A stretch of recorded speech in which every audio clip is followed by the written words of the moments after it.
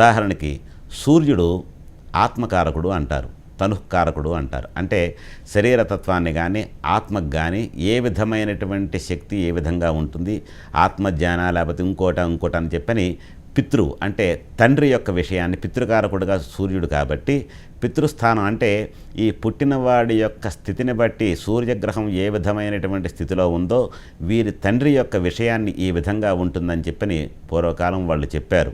అలాగే చంద్రుడు మాతృకారకుడు, తల్లి యొక్క స్థితి, ఆ తల్లికి ఈ కొడుకు వల్ల ఏ రకమైనటువంటి సంతోషం ఉంటుంది, లేదా ఈ కొడుక్కి ఆ తల్లి వల్ల ఎటువంటి ప్రేమాభిమానాలు లభిస్తాయనే విషయాన్ని కూడా తెలియజేస్తూ ఉంటుంది. అలాగే ఒక్కొక్క గ్రహం ఒక్కొక్క పోర్ట్ఫోలియో ఉంటుంది కాబట్టి ఏ గ్రహం ఏ స్థానంలో ఉంటే ఏ విధంగా ఉంటుందని తెలియజేసుకోవడమే జ్యోతిష్య శాస్త్రం యొక్క ముఖ్య ఉద్దేశము.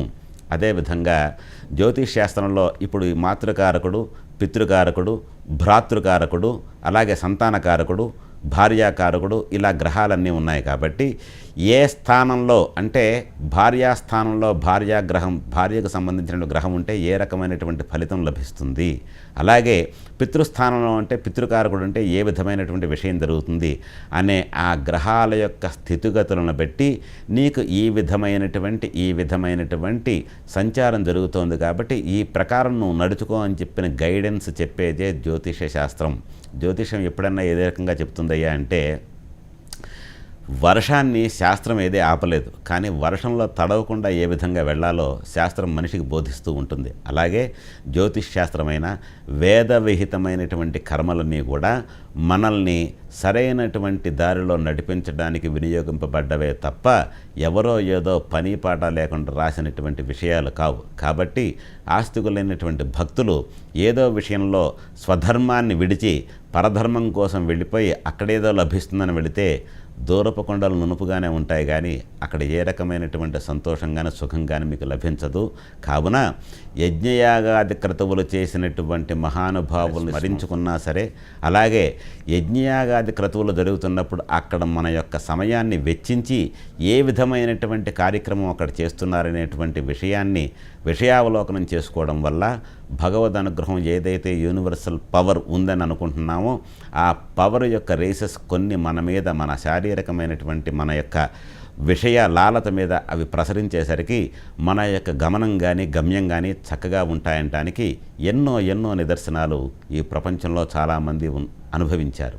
అయితే భగవత్తత్వాన్ని ఏ విధంగా అర్థం చేసుకోవాలి అని చెప్పిన బుర్ర పట్టేసుకొని ఏ రకమైనటువంటి ఇబ్బందులు పడాల్సిన అవసరం లేదు మానవుడు.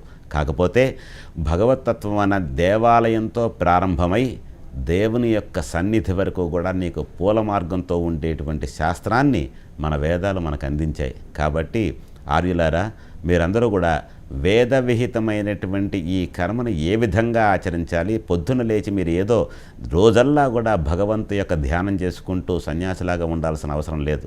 రోజుకి 2 నిమిషాలు లేదా 3 నిమిషాలు నీ యొక్క అవకాశాన్ని బట్టి అవసరాన్ని బట్టి ప్రాణాయామం లాంటివి చేయగలిగితే, ప్రాణాయామం అనేసరికి ప్రాణాయామం అంటే ఏమిటనే సందేహం కొంతమందికి కలగవచ్చు.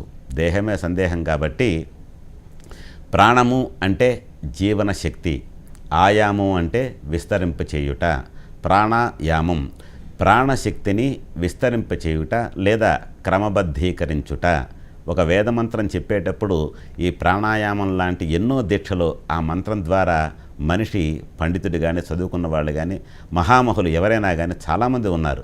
ఇలాంటి వాళ్ళు ఈ యొక్క ప్రాణాయామం ద్వారా భగవంతుని యొక్క సన్నిధి ఏ విధంగా చేరుకుంటామనే విషయమే కాకుండా శారీరక సంబంధమైనటువంటి ఆరోగ్యాన్ని కూడా పొందుతూ ఉన్నారు. అంటే ఉచ్ఛ్వాస నిశ్వాసల్ని క్రమబద్ధంగా వదులుతూ పీల్చడం వదలడం అన్నమాట.